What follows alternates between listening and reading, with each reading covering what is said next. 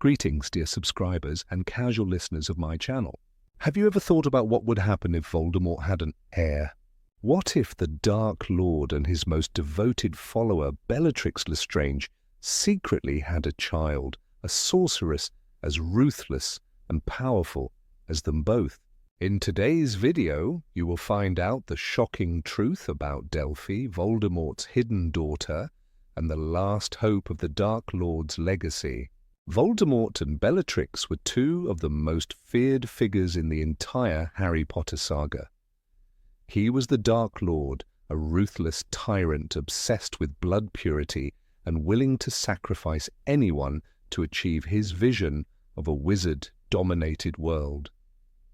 She was his most loyal Death Eater, standing by him even when others abandoned him, carrying out his cruelest orders without question.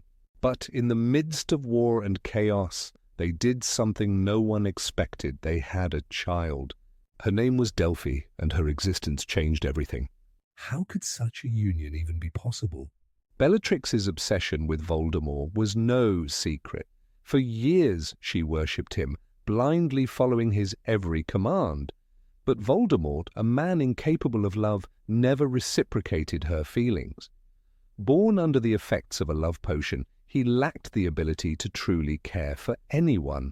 Yet during the final years of the war, Voldemort realized one thing. His bloodline, one that traced back to Salazar Slytherin himself, would end with him. And that was something he could not allow. Perhaps that's why he chose Bellatrix, a pure-blood witch from the prestigious Black family, to carry his heir. And so in secret, Delphi was born. But what made her so dangerous?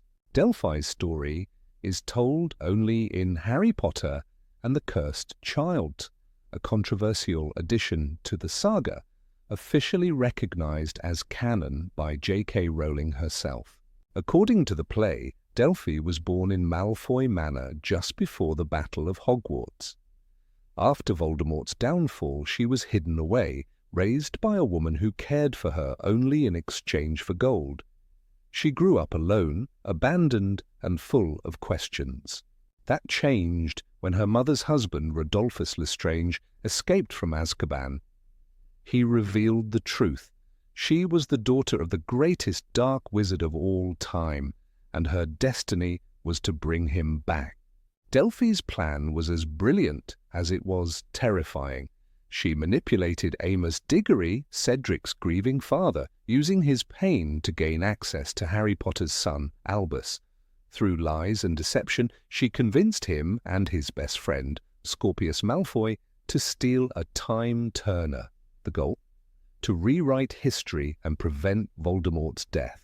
Her mission led to a chaotic spiral of alternate realities, near successes, and shocking twists. She fought fiercely, demonstrating abilities beyond ordinary magic. She could speak Parseltongue, fly without a broom, and duel multiple opponents at once. She was powerful enough to defeat Harry Potter himself in combat. But even she was not unstoppable. In the end, it took the combined strength of Harry, Albus, Ron, Hermione, and Draco to bring her down. And even then, it was no easy battle.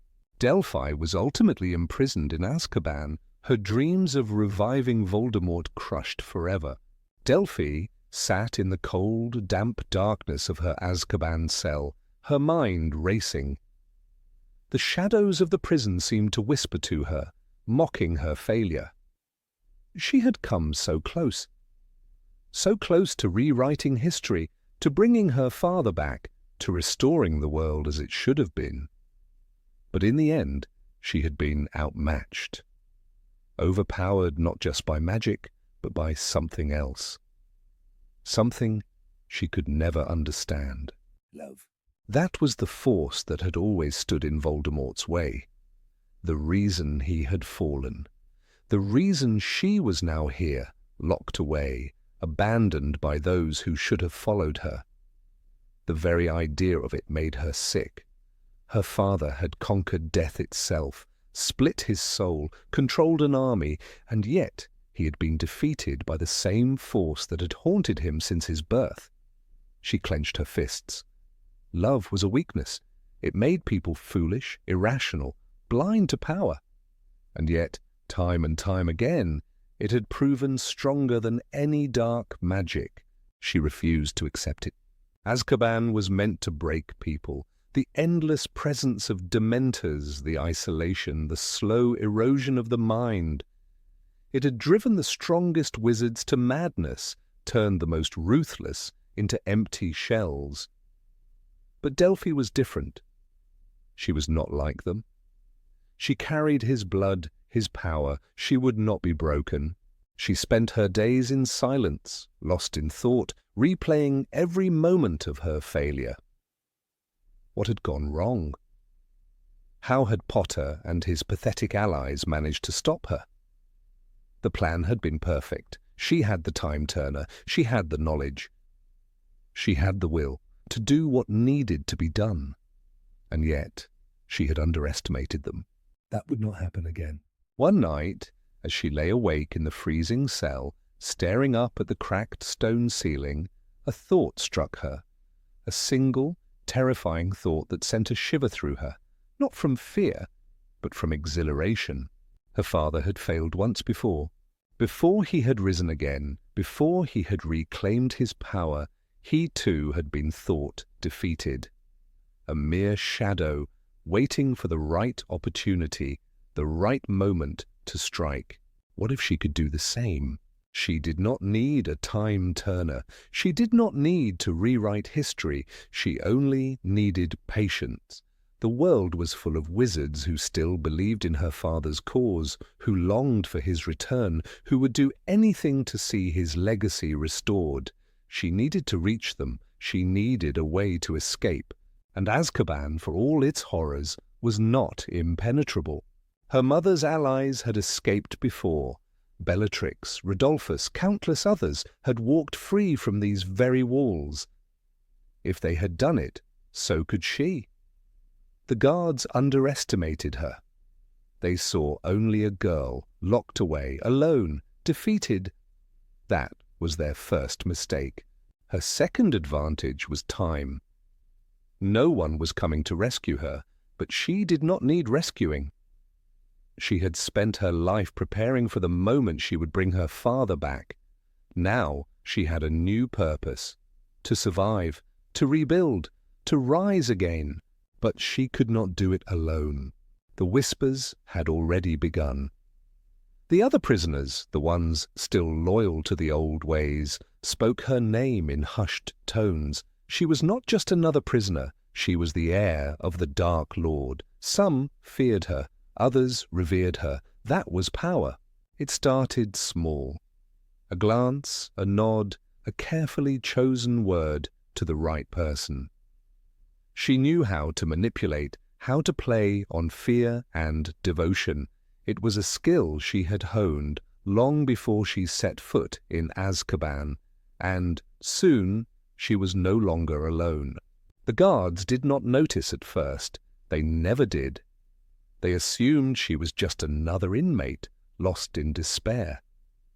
They did not see the quiet alliances forming, the messages passed in the dead of night, the slow, careful construction of a plan. Escape was not impossible. It had been done before. The key was patience. Then came the storm. A brutal, raging tempest, waves crashing against the prison, thunder shaking the very foundations. It was rare, even in the harsh seas surrounding Azkaban. The Dementors retreated, unwilling to risk being swept away. The guards were distracted, struggling to maintain order. It was the moment she had been waiting for. With a whispered incantation, a secret passed down in the darkest corners of wizarding history, she called upon the magic that ran in her blood. The air around her crackled, the iron bars of her cell trembled, and then, with a deafening screech, they snapped.